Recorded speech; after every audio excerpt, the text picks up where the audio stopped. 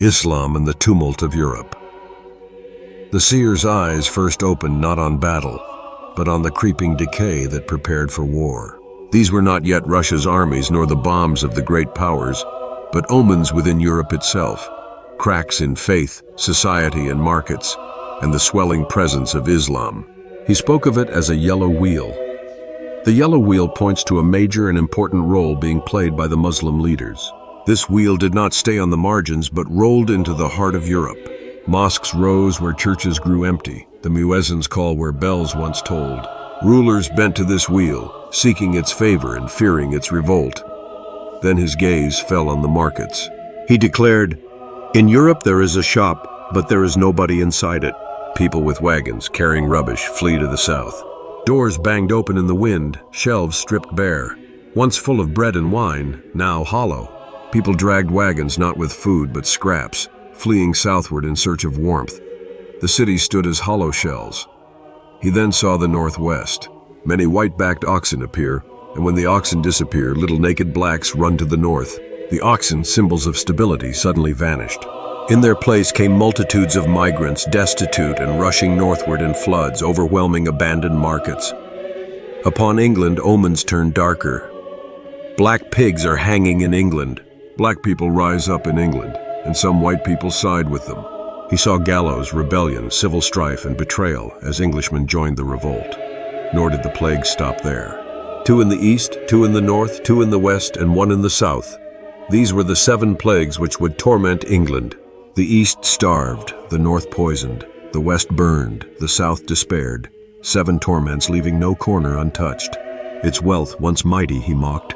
Paper the walls of your house with English banknotes. Pounds lay worthless, pasted as scraps. Another vision came. A multicolored pig stands in a well in England, so hungry. Divided and confused, England starved at its own source. He saw ribbons unraveling from a richly adorned woman until only tatters remained. The island's power and unity undone strand by strand. Soap cauldrons boiled over, rulers corrupt under a guise of purity. Empty bowls sat before starving children. A new shoe stamped heavily, foreign rule pressing the land. Snakes slithered through streets, treachery striking unseen. Aloes stood brittle, once living but now husks of withered institutions. And when these gathered together, the seer trembled. Europe hollowed, shops stripped, people dragging rubbish south. The oxen gone, floods of migrants north. England hanging pigs, burning in revolt. 7 plagues scourging her.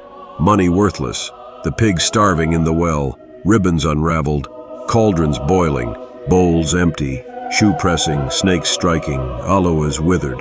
This was the beginning of the storm, the rise of Islam, the collapse of markets, famine, migrations, betrayal, revolt, the curses of England, corrupt rulers, and the hollowing of Europe. The first tremors before the comet blazed, the groanings before the fire swept across nations. The fiery omen and the Turk's spark. When the seer's eyes were lifted from the hollow markets of Europe and the uprisings of England, he was shown the heavens themselves. There, written not in ink but in fire, appeared the first trumpet of the Great War. He described it without hesitation. A gigantic comet appeared, with 2 tails in the shape of an inverted V. On one tail the letter E, and on the other the letter T. The night sky blazed as if split open. The comet did not drift lazily like the stars, but tore through the heavens like a sword. Its 2 tails stretched wide, bright as rivers of flame, crossing one another in the shape of an inverted V. And within those burning trails, the seer saw letters, vast, unmistakable, suspended in fire. Upon one, the letter E. Upon the other, the letter T. No scholar or astronomer had written them. They were written by God's own hand in the heavens, declaring that the age of peace was ended. All nations trembled at its sight. He saw men pouring into the streets at night to watch, their faces pale in the fiery glow. He saw women covering their children's eyes in terror. Animals scattered across fields, birds ceased their song. Kings and generals fell silent in their palaces. The comet burned over them all, and none could hide from its blazing omen. Yet as the sky declared judgment, the earth answered with fire of its own. The seer said, "A Turk ignites the war." It would not be a great emperor nor a mighty general, but a Turk whose act would set the world aflame. One spark, a strike, a decision, an outrage. and the world would be hurled into the last war. The comet burned above, the Turks struck below, and together heaven and earth conspired to unleash destruction. He was then shown where the fire would first erupt. He declared, "The war will start in Russia and spread right across the North Pole, from Iceland to Moscow, from Greenland and Alaska to Siberia." The seer looked northward to the frozen roof of the earth, and there he saw it blaze. Iceland was shaken, its coasts hammered by fleets, its skies black with smoke. Moscow flared in explosions, its towers shrouded in fire. Greenland was covered not with silence, but with fleets of warships, their steel cutting through the ice. Alaska shuddered as bombs fell, its mountains roaring with thunder. Siberia, endless and cold, was torn by convoys and firestorms that stretched from horizon to horizon. The auroras that once danced across the Arctic skies were drowned in crimson flame. He saw snowfields trembling under the march of armies, frozen seas boiling under bombardment, and the very poles of the earth convulsing as the war spread from continent to continent. Thus the seer described the chain of beginnings, the comet blazing overhead, its fiery letters declaring the hour, the Turk whose axe struck the spark, and Russia erupting in war, driving the conflict across the northern arc of the world, from Iceland to Moscow, Greenland to Alaska, Siberia to the ends of the earth. It was the first convulsion of the last war, and the seer knew that the fire had only begun. The Southern Drive, Turkey, Suez, Palestine, and the burning oil fields. After the heavens had burned with the comet and the North Pole convulsed in fire, the seer's gaze was drawn southward. He was shown how the fury of Russia, ignited by the Turk's spark, would surge downward through the ancient lands, sweeping into the Middle East like a flood at midnight. He declared, "During the night Russia storms through Turkey en route to the Suez region, while Turkey offers no resistance." He saw it happen suddenly, in darkness. The armies of the Bear crossed the Bosphorus and rolled into Anatolia like an unbroken tide. Towns surrendered without a shot, fortresses yielded without a cry. Turkish soldiers laid down their arms as if struck powerless, and their cities opened their gates without struggle. The land that had once terrified Christendom with its Ottoman might now collapse in silence. Turkey, once the gatekeeper between East and West, offered no resistance. From there, the seer was carried into the deserts where the lifeline of the world glittered under the sun. He saw the narrow waterway that bound the seas, the Suez Canal, shimmering like a thread of silver. The Russians pressed toward it, their tanks grinding through the sands, their fleets crowding the approaches, their soldiers moving with iron purpose. Whoever held Suez held the throat of the oceans, and the Bear reached out its paw to choke it. But as the Russians advanced, the seer's eyes fell upon the Holy Land. He said, "The Russians make contact with the American army in Syria and Palestine." He saw the two giants collide. From the north came Russia, storming through Turkey and Syria. From the west and south came the Eagle, the Americans, standing in defense. The land between became the battlefield. The clash broke upon Syria. Damascus groaned under bombardment. Aleppo burned, and the deserts were torn by fire. Then the struggle reached Palestine. He saw the Jezreel Valley black with smoke, Jerusalem shaking under the thunder of artillery, Galilee lit with flames reflected on its waters. The land that had once been called holy became a wasteland of ruins. And he said in grief, "Palestine is destroyed during the fighting." Vineyards were uprooted, olive trees scorched, houses shattered, and people scattered into the dust. The seer also saw division among the peoples of the desert. Some Arabs side with the Americans. He watched as tribes and nations split apart. Some fought alongside the eagle, others bent to the bear. Brothers turned against brothers, their loyalties tearing them apart. The crescent was broken, divided in two. Then he saw the sky and the desert alight with a different fire. Many oil fields in the Middle East are set alight. He saw pillars of flame towering higher than mountains, fountains of black smoke blotting out the sun. Noon became as night, the air choked with ash, cities suffocated under a veil of darkness. He saw the deserts glow red as rivers of oil turned into rivers of fire. The very treasure that had enriched nations became a curse that poisoned sky and earth. And just when it seemed the bear would triumph, the seer was shown a sudden reversal. He said, "The more advanced secret weaponry of the USA defeats the Red Army." The eagle revealed weapons unseen in his day, swift and devastating, striking with precision and fury. He saw Russian convoys torn apart in an instant, columns halted in firestorms, divisions collapsing into ash. The armies that had moved unhindered through Turkey now faltered in the deserts. The advance to Suez broke.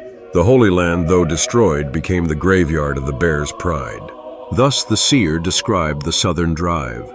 Russia sweeping through Turkey at night without resistance, the surge toward Suez, the clash with America in Syria and Palestine, the destruction of Palestine itself, the Arabs divided, the oil fields burning with pillars of flame, the skies turned to darkness, and finally the Red Army broken by secret weapons of the eagle.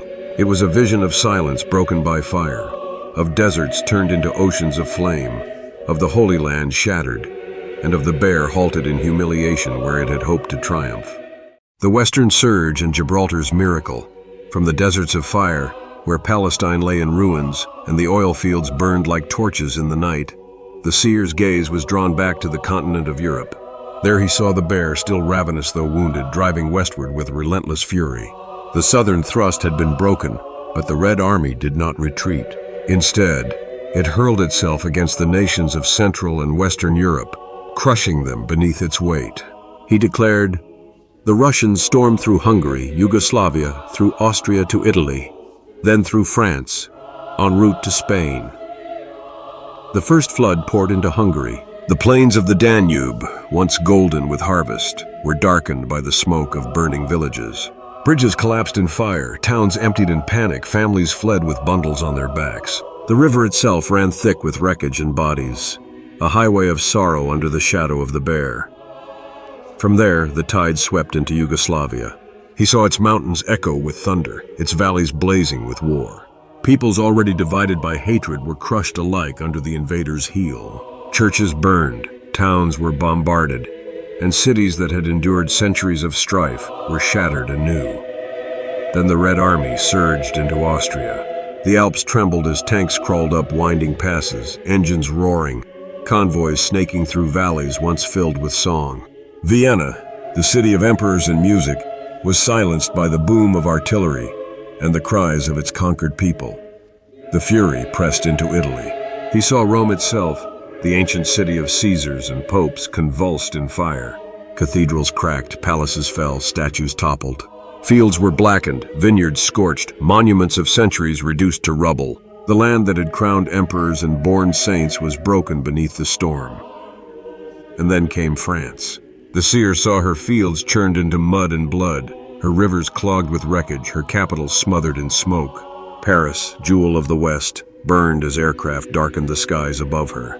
Boulevards turned into trenches, monuments collapsed into dust, and the nation groaned under the invader's tread.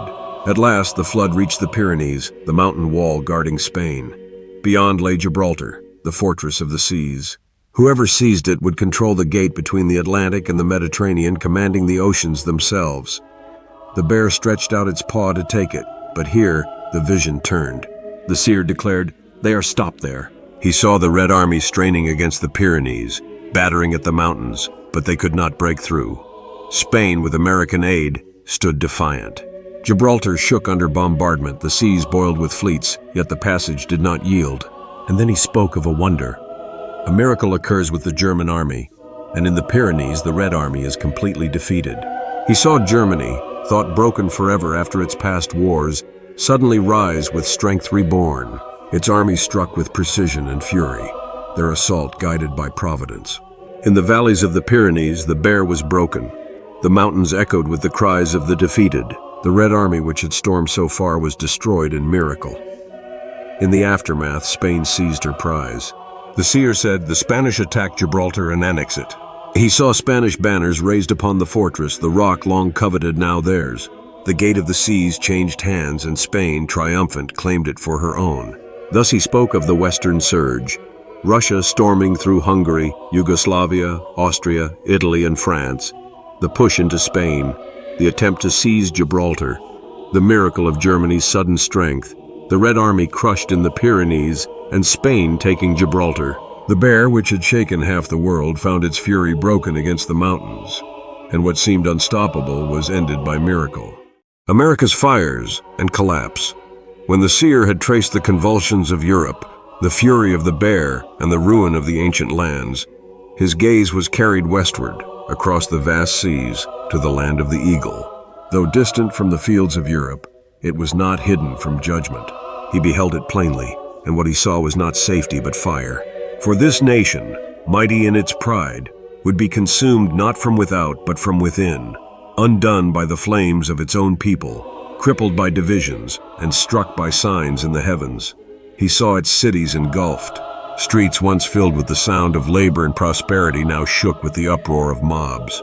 Buildings blazed, government halls crumbled into embers, and churches stood desecrated, their sanctuaries mocked, their crosses torn down. Neighbors raged against neighbors, and the symbols of authority were cast down and trampled. The eagle, once proud in its soaring, was wounded, its wings broken, its talons bound. He beheld monuments toppled, flags dragged through the dust, and voices crying out for leaders, yet no leader answered. The land cracked under the weight of its own hatred. And as his eyes were opened wider, he saw another vision interwoven with this burning. Along a river he beheld white horses thrashing and plunging into the current. Their riders were unseen, but their struggle was fierce, as though unseen hands pulled them down into the water. The river frothed red around their hooves, and the horses, once strong and proud, vanished beneath the waves. This image he set alongside the burning of cities, as though the unrest of America was joined to the upheaval of Europe. The white horses signifying nations stripped of their glory, their strength broken in the torrent of chaos. Above the land he then saw a darkness gathering, heavy and suffocating. From it burst streaks of red lightning, fierce and unnatural, splitting the heavens with terror. This was no ordinary storm, but the hand of judgment flashing over a proud land. It cast a crimson glow upon the smoke of cities, as if the skies themselves burned with blood. The cloud did not roll swiftly on. It lingered, pressing down upon the nation with a weight that could not be lifted. Beneath it the people staggered, leaders faltered, and armies hesitated. The spirit of the nation grew faint beneath the weight of silence from heaven. In the visions of the world's great conflict, the seer marked a strange absence. For when Russia advanced and Germany resisted, when England collapsed and South Africa endured, America stood apart. The eagle did not rise in defense, did not stretch forth its wings, did not cry aloud in the battle of nations. Its fleets were idle, its banners lowered, its soldiers scattered. Its silence was not strength but weakness, not choice but chastisement. God himself had bound its wings in the hour of testing, that its boasting might be silenced. Smoke rose from its cities, as if war had swept the land. Yet the seer declared the fires were of its own kindling. Riots, uprisings, betrayal, and corruption were the sparks. He heard a voice cry out, "Your scepter is taken away, your strength is turned into ash." Eitorn families mourned amid ruins, churches stood hollow, and the land groaned under the weight of blood and flame. What had been exalted as the land of promise became a land of sorrow, its crown fallen into dust. Yet even in this vision of fire and collapse, he was shown a glimmer of hope. Hidden in desolate places, he saw small gatherings kneeling in prayer. Their houses were humble, their garments plain, yet their voices rose like incense in the night. Their prayers pierced the darkness, faint sparks that the storm could not quench. He saw angels encamped about them, guarding them though flames surrounded their cities. They endured in humility, purified by suffering, their witness bright though the nation fell. Thus the seer spoke of the eagle, aflame by its own hands, its glory drowned like white horses in the river, its skies rent by red lightning, its strength brought to nothing. Once exalted, it would be humbled. Once mighty, it would be broken. Once proud, it would be laid low. Yet a remnant endured, their prayers the last light upon the land, a testimony until the end. The annihilation of England and the aftermath of nations. When the Pyrenees had swallowed the fury of the Red Army and Gibraltar passed into Spanish hands, the seer's vision turned once more across the sea. He was shown the island that for centuries had ruled the oceans, the kingdom that had once been called great, and what he saw was terror, for the wrath that could not pass through Spain now fell upon England with fire unrestrained. He declared, "They turn on England and attack from the air. England is totally destroyed." The skies above the channel blackened with countless wings of steel. Aircraft swarmed like locusts, blotting out the sun. Then the storm of fire began. London convulsed in flames, the Thames glowing red with reflected infernos. Cathedrals cracked, palaces fell, monuments crumbled. Liverpool, Portsmouth, Plymouth, her harbors were consumed in pillars of smoke. Coventry, Birmingham, Manchester burned until their factories and streets were nothing but rubble. No city was spared. The entire island shook under fire from above until it became a smoldering ruin, and the curses he had long foreseen descended in their fullness. He said, 2 in the east, 2 in the north, 2 in the west, and 1 in the south. These were the 7 plagues which would torment England. He saw famine consume the east, whole families collapsing in empty markets. He saw poison seep into the north, unseen gases rolling into towns, leaving corpses slumped in doorways. He saw fire rage in the west, cities and fields consumed together. And in the south he saw despair, men wandering hopeless, women weeping, children fainting in hunger. 7 plagues together left the island broken on every side. Its fleets, once feared across the seas, the seer described with scorn. Her fleets are like empty boxes, floating without direction. He saw battleships, stripped of crew, drifting aimlessly like carcasses on the waves. Merchant ships, once the lifeline of empire, floated abandoned. The Union Jack fluttered above derelict hulks. Britannia, who had ruled the waves, was now a widow adrift, powerless. He was also shown the weapons that brought her ruin. Many secret weapons and gases used everywhere. Horror bombs, atomic fire, saw death and destruction, and he saw invisible clouds of gas rolling across towns, choking millions. He saw flashes brighter than the sun as whole cities vanished in a moment, buildings dissolving into dust, people consumed in fire so swift they had no time to cry. Rivers boiled, skies blackened, the earth itself seemed to melt. England was scoured by horror bombs, weapons of fire the world had never seen. And when the fire was finished, the seer saw the nation pressed into the grave of desperation. Everyone will be expected to go and fight. The young and the old, men, women, even children were driven into service. Schools became barracks, homes became hospitals, churches became graveyards. The island, which had once ruled an empire, was reduced to ash and blood, its people driven to the last breath. When the storm had passed and the smoke cleared, the seer was shown how the nations would be reshaped. Ireland also gains its freedom. He saw the Green Isle rise, unshackled at last. Holland surrenders without a whimper. The Dutch yielded quietly, laying down arms without resistance. France will somehow survive. And scarred and broken, yet not erased, France remained standing amid ruins. Russia will be finished. The bear, which had raged across continents, now lay broken and defeated. The USA will not be destroyed, but it will be a very weak nation. The eagle still stood, but its wings were torn, its might spent. The Germans declare peace in Europe and become the strongest nation in a very short time. Once humbled, Germany now rose in power, crowning itself master of the continent. And last he said, the Spanish attack Gibraltar and annex it. The rock, gateway of the seas, belonged to Spain. Thus the seer declared the fate of England. Fire from the skies, 7 plagues devouring her. Fleets reduced to empty husks. Horror bombs consuming her cities. Her people pressed into universal war. Her island annihilated. And thus he declared the aftermath of nations. Ireland free, Holland surrendered. France scarred but alive. Russia finished. America weakened. Germany ascendant. Spain triumphant. The empire that had ruled the seas was erased in fire, and the world was left to be divided by those who remained. The plagues of lust and strange diseases, the seer's sight was not bound only to armies and the fall of empires. He was also shown the hidden roots of judgment, the corruption of flesh and spirit that prepared the way for calamity. For in the last days, he declared, the sins of lust would be lifted high, and upon them would fall scourges from heaven. He saw men and women consumed by a strange fire, their blood ignited, their flesh wasting, their strength devoured. It was not the fire of zeal, nor the flame of holiness, but the blaze of corruption, a punishment for those who had defiled themselves and mocked purity.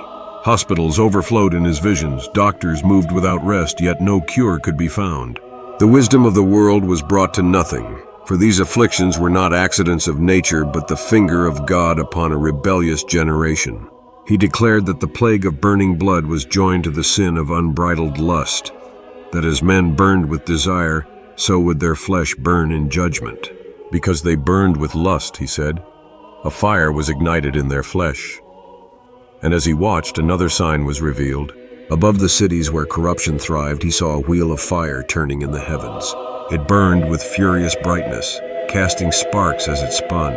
a warning sign above nations given over to shame. This wheel circled like a flaming crown, yet offered no light of comfort, only the terror of judgment. Beneath its glow, the people reveled in their sins, lifting up what should have been hidden, mocking what had been holy. Families collapsed, marriages dissolved, and children wandered without shepherds. The wheel blazed above them as testimony, but none repented.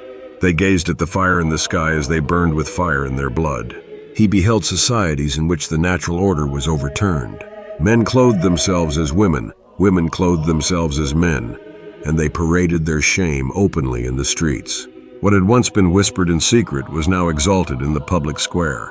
Leaders and teachers proclaimed it as virtue, nations enshrined it in law, and cities celebrated it with pride.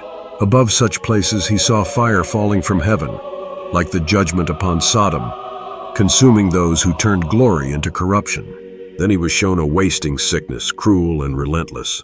Flesh rotted, faces hollowed, limbs thinned and broke. He saw black wagons moving through the night, carrying the dead while their families wept in silence. The fear of disease spread faster than the plague itself. Yet even then the people did not repent, but defended their rebellion, excused their corruption, and mocked those who spoke of divine judgment. The world lifted its voice not in sorrow for sin, but in defiance against God. Nor did the vision rest only on sickness, for he also saw the collapse of the home, the very root of society. Fathers abandoned their families, mothers forsook their children, and children grew without truth or compass. Schools proclaimed that right and wrong no longer existed, that each man was his own law, and the youth were taught to mock the holy. In such soil the plagues grew, for when the family was destroyed, society itself withered in death. The disease of the flesh was but the mirror of the disease of the soul. Yet even as he wept, the seer discerned mercy, for he saw a remnant not touched by the plague, preserved under the covering of grace. Like trees standing unburned in the midst of a forest fire, so these endured unharmed. They clung to purity, to humility, to the law of God, and their obedience shielded them. Their endurance was not for themselves alone, but as a witness. For the plagues were not sent to destroy utterly, but to awaken. They were warnings, trumpet blasts in the night, red lights in the heavens, calling men to repent before the greater fire consumed the nations. Thus the seer spoke of the last days, fire in the blood, the wheel of fire above the cities, sodomy exalted, families broken, innocence consumed, flesh wasting away, societies rotting in rebellion. Yet he also spoke of hope, the faithful remnant preserved, hidden under mercy, their light shining even while the world burned.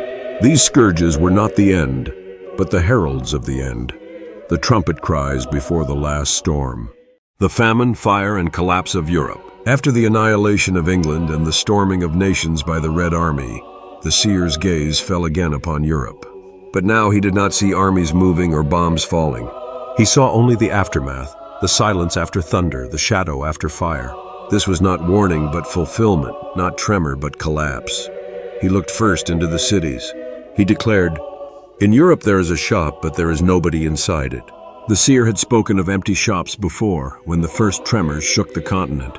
Then it was a warning, a sign of what would come, when men still hoped to stave off the ruin. But now the vision was darker. The shops stood like tombs, their shelves stripped bare forever. Doors creaked in the wind, windows shattered, counters splintered. Where merchants once called out their trade, only rats moved. Europe's markets, pride of its prosperity, had become mausoleums of hunger. His sight turned north. He declared, "Many white-backed oxen appear, and when the oxen disappear, little naked blacks run to the north." Once he had seen these oxen as anchors of provision, signs of strength still holding.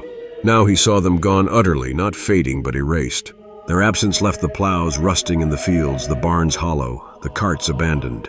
And into that void surged naked multitudes, migrants rushing northward into the ruins. What had been hinted at in the first visions was now a flood, overwhelming what famine had left behind. The seer then looked to the fields. He said, "In Europe the maize fields have been harvested and there is misery everywhere." And he had spoken earlier of fields stripped, but now he saw them desolate beyond remedy. The barns were not merely empty. They were collapsing, their beams sagging, their doors torn away. Mothers searched for stray kernels among weeds. Fathers clawed the soil with bleeding hands. Children chewed bitter leaves and cried until their voices failed. It was no longer the shadow of misery. It was misery itself, absolute and final. And then his vision turned to the rivers. He said, "I saw a calf swimming in blood." He saw waters not clouded but thick, crimson as slaughter. Bodies drifted together, men and women, soldiers and children, cattle and beasts, all swept into the same flood. A young calf flailed in the torrent, its white eyes rolling in terror, its cries drowned by the current. Its hooves kicked in vain until the weight of blood dragged it under. The seer had seen omens of collapse, but here was the fulfillment. Europe itself, the calf, drowning in its own slaughter, swallowed by the blood of its sons. The vision lingered. He saw bridges broken, rivers clogged with corpses, towns stinking with decay. He saw children sitting silently beside their mothers' lifeless forms. He saw priests staggering through ruins, altars overturned, chalices spilled, sanctuaries blackened with soot. No corner of the land escaped. Thus the seer declared that the visions once seen as omens were now fulfilled in horror. The shops that had first stood empty as warnings were now tombs of famine. The wagons that once signaled unrest were now funeral carts of despair. The oxen that once hinted at weakness were now utterly gone, replaced by floods of migrants. The fields that once trembled were now barren wastelands. The rivers that once threatened were now crimson graves. This was Europe after the storm, the continent's funeral, the collapse of a civilization. It was not a warning of what might be, but the final witness of what was. The black cloud from the east, beyond the tumults of nations, beyond the plagues that consumed the flesh, the seer was shown a vision more vast and terrible. A darkness rising in the east, rolling over the earth like a living shadow. Again and again he spoke of it, a great black cloud swelling upon the horizon, moving westward with unbroken force. It did not scatter, it did not fade, but pressed onward, swallowing peoples and lands, leaving terror and silence in its path. Wherever it came, confusion reigned, famine followed, and the hearts of men melted. It was not a natural storm, but a scourge permitted by God. A rod lifted against a world that had broken covenant and exalted rebellion. He saw the cloud take shape above distant lands, clothed in fire and smoke, its depths alive with shrieks and groans, as though voices were carried within it. From it came the stench of death, and with it rolled winds that stripped the fields bare. It pressed steadily westward, growing broader, until it blotted out the sky. Nations trembled, yet none could resist it, for it was driven not only by men, nor by armies, but by powers of darkness loosed as the angels of light withdrew. Behind the march of soldiers and the shouts of zeal, he discerned the greater truth. It was a spiritual invasion, the hosts of evil permitted to scourge the nations. Wherever the cloud advanced, calamity broke forth. He saw the earth shake, mountains cleaving apart, rivers boiling as if fire ran through them. Cathedrals fell into ruin, marketplaces crumbled, and cities became heaps of stone. Within the cloud flashed red lightning, terrifying to behold, and thunder roared like the voice of judgment.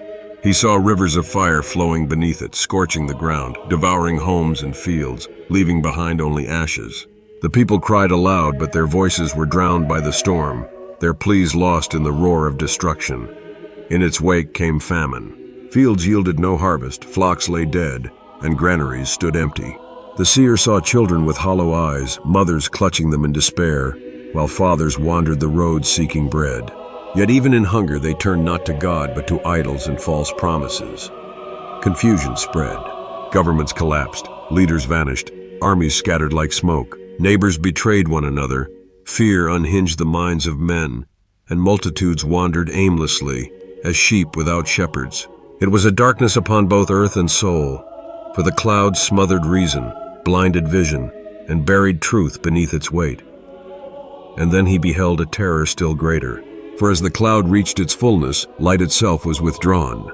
He saw the sun vanish, the moon fail, and the stars dissolve into blackness. 3 days the world lay in darkness, thicker than night, deeper than storm. Men lit torches, but their flames gave no light. Candles were set in windows, but their glow was swallowed. The darkness was alive, pressing into homes, into hearts, filling every corner. He heard the cries of men and women weeping, children screaming in terror, beasts roaring as if maddened by unseen hands. In that night of nights, no work could be done, no journey taken, no defense raised. The proud lay broken, and the mighty were struck with dread. The seer declared that this was no trick of weather, but the chastisement of heaven. As once the plagues had fallen upon Egypt, so now the modern nations were scourged by the rod of God. The black cloud, the famine, the confusion, and at last the days of darkness were the judgment upon a rebellious world. Angels withdrew their guard, and the people stood exposed to terrors they could neither understand nor resist. What men thought to be only war or disaster was in truth the hand of heaven laid against them. Yet even in this dreadful hour he discerned mercy. For in valleys hidden, in caves and forests, he saw small groups huddled together, their faces lifted in prayer. They lit their humble candles of faith, and though the darkness pressed around them, their light was not extinguished. Their voices rose like sparks, faint but enduring, and he saw angels encamped around them, shielding them though the nations perished. They endured hunger, fear, and exile, but their faith held firm, and their endurance was their salvation.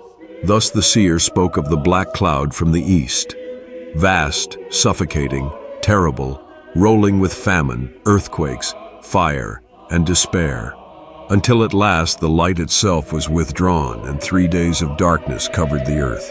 It was not chance nor nature, but the rod of judgment striking a proud world. Yet in its midst a remnant endured, their faith a lamp unquenched, their prayers the last sparks of light, awaiting the true dawn that no darkness could overcome. South Africa's collapse and golden dawn. The seer's visions did not rest upon Europe, nor England's humiliation, nor the march of eastern hosts. His sight returned to his land, the southern tip of Africa, where his heart dwelt and covenant was bound. There he saw an ark of fire and mercy, a story written in 3 movements: collapse and betrayal, exile, and a golden dawn. Upon that land, as upon ancient Israel, the Lord would permit judgment, but from judgment would come renewal.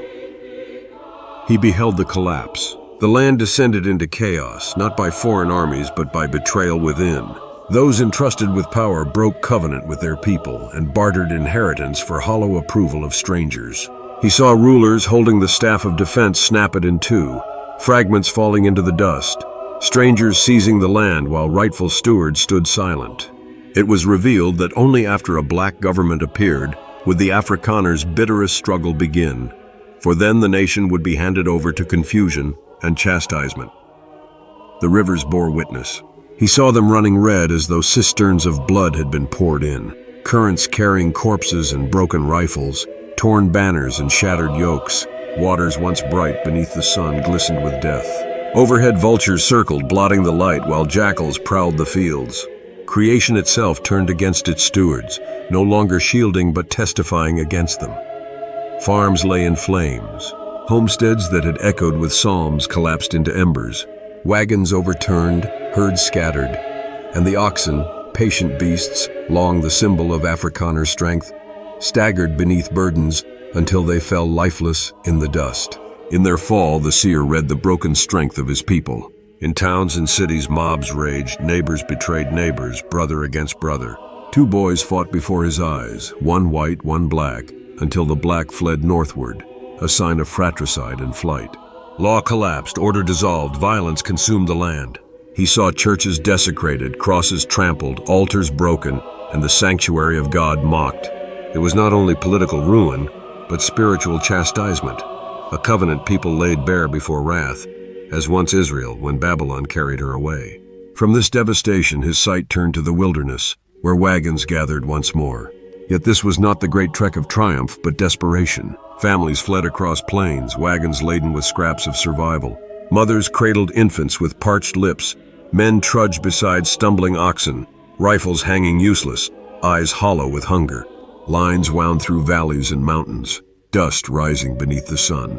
At night they built small fires, covering them swiftly lest they be seen.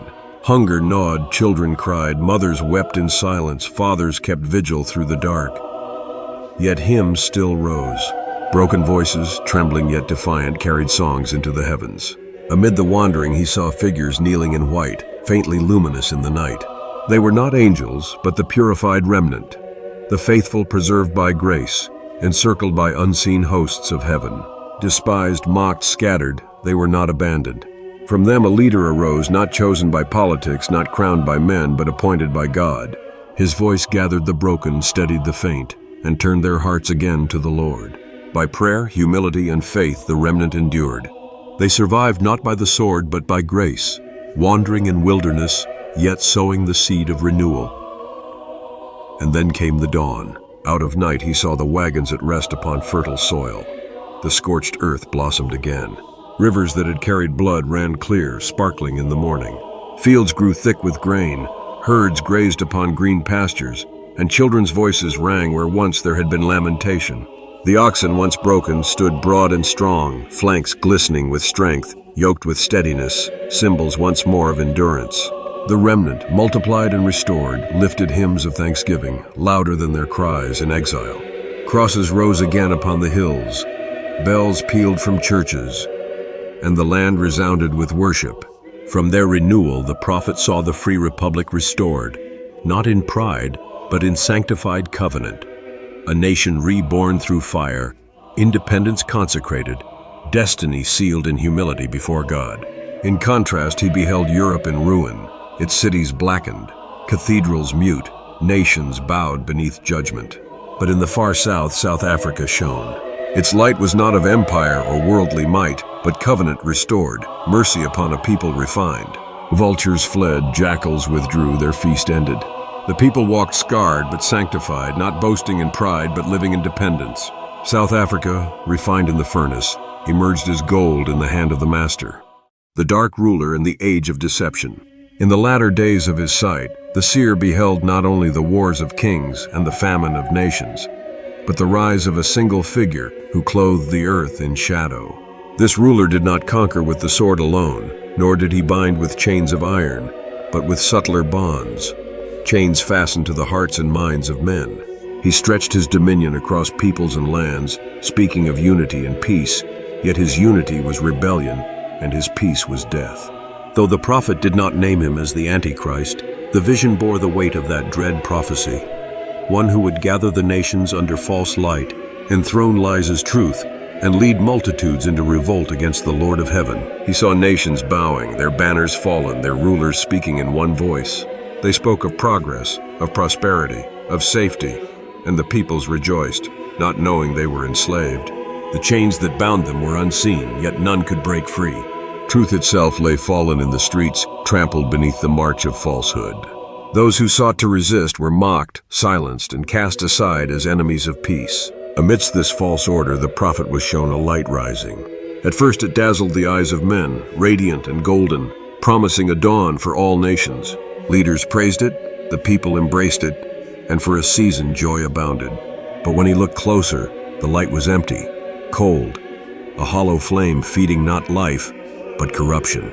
Those who basked in its glow soon found themselves famished, for it consumed rather than healed.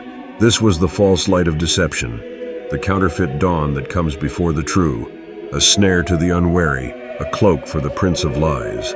As this dominion spread, the seer saw the churches grow dark. Crosses were torn down, sacred words mocked, and the name of Christ forbidden. What remained was tolerated only if drained of spirit, empty ritual without faith, ceremonies without life.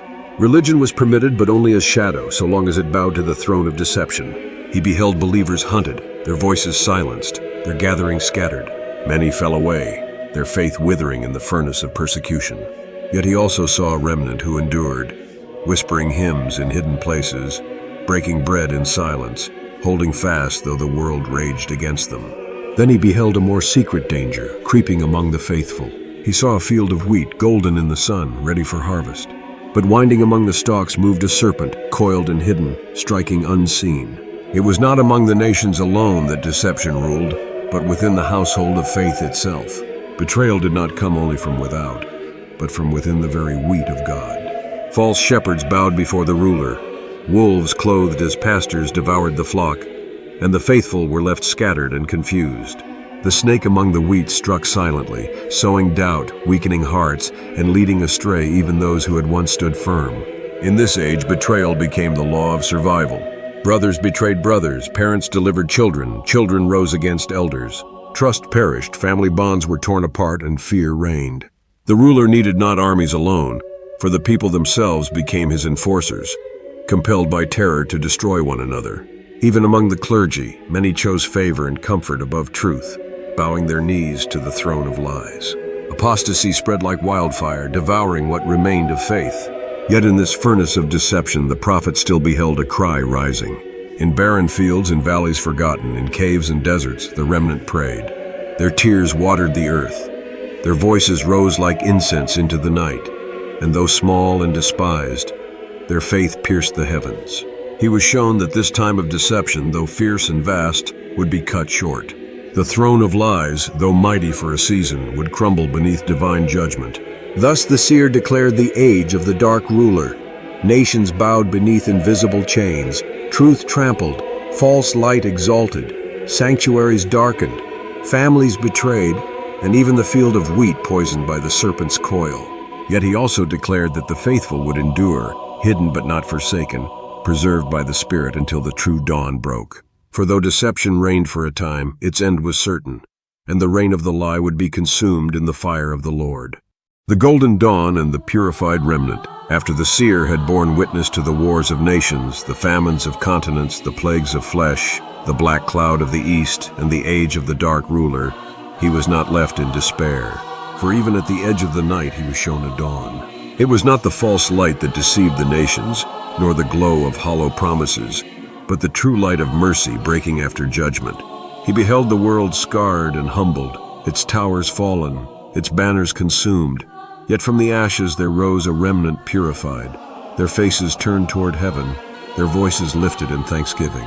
He saw fire sweep across the fields, a cleansing flame devouring what was corrupt and false. It was not the fire of wrath alone, but the fire of renewal. Homes once defiled were reduced to ash, idols were consumed, and monuments of pride melted in the heat. When the flame had passed, what remained was pure.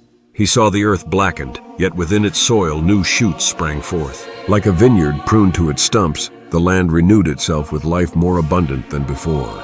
Rivers ran clear again where once they had flowed with blood, and lambs grazed upon meadows once trampled by war. South Africa, his own land, shone in this vision as a beacon among nations. Once broken, chastened, and exiled, its people now returned from their trek with songs on their lips. Their homes were humble, their garments plain, yet their hearts radiant with joy. The land, despised among empires, was lifted as a light when others lay in ruin. It was not exalted by arms or riches, but by covenant restored, by faith preserved through fire. The remnant who endured would be like gold refined, made ready to shine in the darkness of the world. Yet this dawn was not confined to one nation. The seer beheld the remnant gathered from every people and tongue, scattered survivors of the storm, emerging from forests, caves, and hidden valleys. They had endured hunger, terror, and exile, yet their faith had not perished. Now they rose as sparks fanned into flame, a multitude small in the eyes of men but mighty before the throne of God. They were the testimony of mercy, that though kingdoms fell and rulers vanished, the covenant of the Lord endured.